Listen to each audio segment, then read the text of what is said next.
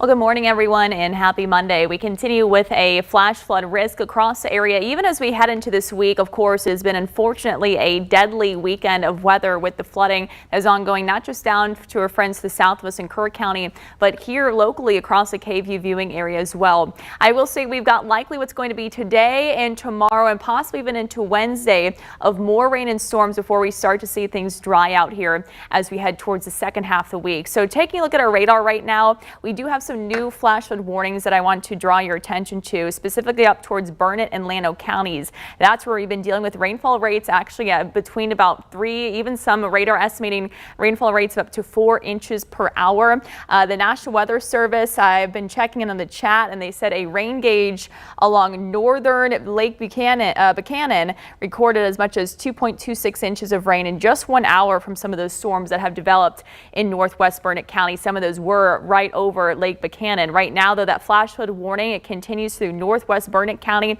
through 11:30 a.m. Some of these areas northwest Burnett County have seen rainfall totals of 7, 8, 9 inches for the past few days. It's, of course, the eastern half out towards the Liberty Hill area where they saw rainfall totals of closer to 20 inches and even over that of rain over this past weekend. Farther off towards the west, you can see those rainfall rates again still pretty heavy. Off towards the west, farther into the hill country, we have flash flood warnings also for Llano County. You can see ongoing showers back building now into Mason County as well, where they actually have a new flood advisory in effect. That flash flood warning, though, for Llano County goes through 10:45 a.m. We've got a river flood warning also now for the Llano River. So this is another new development through this morning. This goes through tomorrow afternoon, as we are expecting this river to now crest into what would be a flood stage. Right now, it's expected to crest this evening at about 11.3 feet. That puts it just under moderate flood stage. We could see it maybe a little bit higher. This is the initial forecast, but the National Weather Service kind of making a little note here that we could actually see it crest higher than 11.3 feet, which could put it into moderate flood stage. So for those areas, I'm going to go back to that area that is being highlighted with that river flood warning. That's for areas of Castell down through Llano, all the way down through Marble Falls, downstream through the Kingsland area. If you've got equipment along those low-lying riverbanks, if you're along that river, you need to be certainly removing those and just stay extra cautious through this afternoon into this evening, with that river not expected to crest until later on today, and then still is set to remain above flood stage as we head into tonight for parts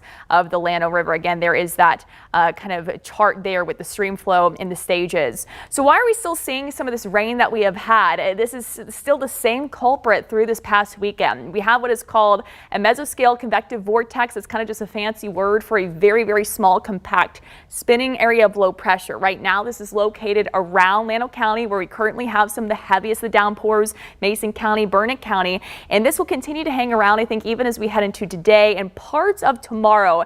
Forecast models finally showing this kind of pushing out to the south and west of us as we head into late Tuesday and Wednesday. And from there, I expect some improvements, but we could see an additional disturbance actually move through for Wednesday, which would maintain those rain chances in our forecast. Flood watch across our area, it's been extended through 7 p.m. today. So we've kind of seen this trend here. National Weather Service yesterday extending it through Sunday, and we have again now seen it extend through today. I would think it's definitely a possibility that we may see this extended through tomorrow eventually as well, as we still will be tracking showers and storms developing across the area.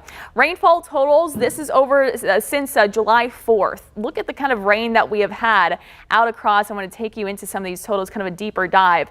Burnett County, right over the Liberty Hill area where we had some big time flooding. This is where we are currently estimating totals of over 20 inches. So you can see kind of that bullseye of gray there. 21, we've seen some estimates of 22 inches, just incredible rainfall totals, rainfall that we see on average in about a half a year's worth of rainfall falling in just only a matter of 48 hours in several of these spots. That's what unfortunately has led to major flooding in some of those areas. We saw some big time flooding downstream of that big time bullseye of rain in the San Gabriel River. And unfortunately, yes, we have had some confirmed deaths across even the KVU viewing area. Mason County also seeing heavy rain. A lot of the heaviest the activity has really been for the hill country along and west of I-35. Coastal plains, you haven't seen quite as much rain. So our main kind of focus here, at least the main threats, I would say, are still going to remain across the hill country, I-35 corridor, for the potential of seeing some additional flash flooding for today, which will remain a possibility. Our future tracker model still showing ongoing showers and storms with the capability. You can kind of see those pinpoints of the reds, the deep reds, and the pinks. Those are those heavy rainfall rates. We still have a whole lot of tropical moisture focus across the area to tap into, and that's what could lead to these heavy downpours. Because of the slow-moving nature of that little tiny compact low pressure system, that's where you kind of get these redeveloping showers and storms that don't move very much. It's not the kind of system that kind of pushes everything along and leads to a quick shot of rain and then it's out of here. These are bands of rain that sit over a period, an area for a longer period of time.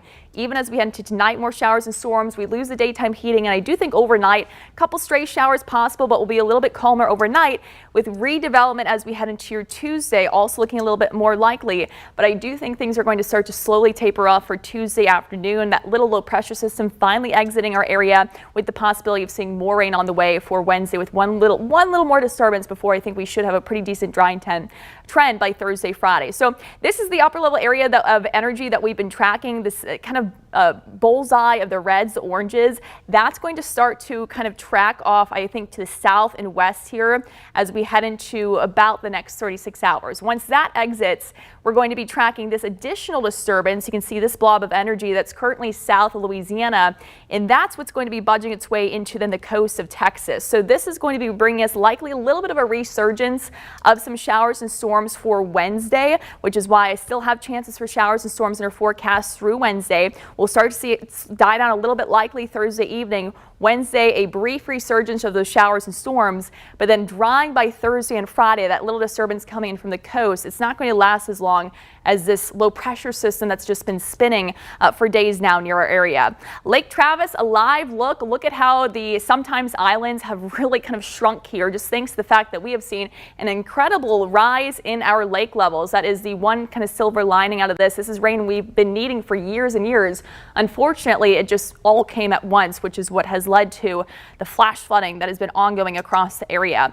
4th of July, it was only at 44% full before some of this rainfall started to fall. Just within a matter of 4th of July, Saturday and Sunday, so we're talking about a period of 2 to 3 days, we had a 19-foot rise in our lake levels on Lake Travis. It is now 65% full with an elevation of 656 feet. And then the LCRA predicting that we're likely going to see at least another couple feet in elevation rise, could be even more depending on how much rain falls, where it falls, and how it kind of works its way through the system. By the way, we are still 24 feet from full, so we still have a ways to go until those lake levels are back up to full, which is why they are not expecting any kind of flood operations or dam openings there on Lake Travis for Mansfield Dam. We still have a ways to go until it's completely full, but this has been a big step in the right direction. Lake Buchanan, by the way, now 79% full. These are drought conditions. This is the latest drought monitor. You can see we still we've had some big time improvements here for the past couple weeks, but still have ongoing extreme to exceptional drought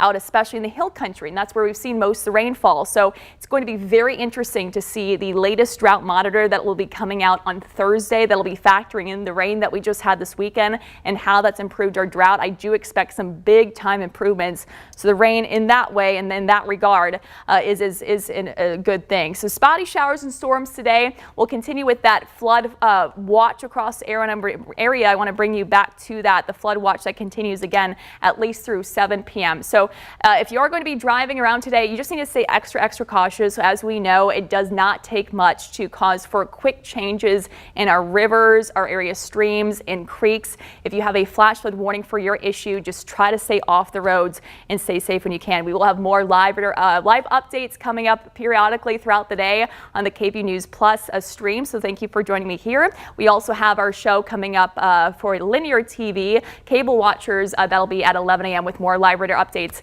and updates on the forecast. Stay safe out there, take care, and remember to just heed those alerts and warnings if issued.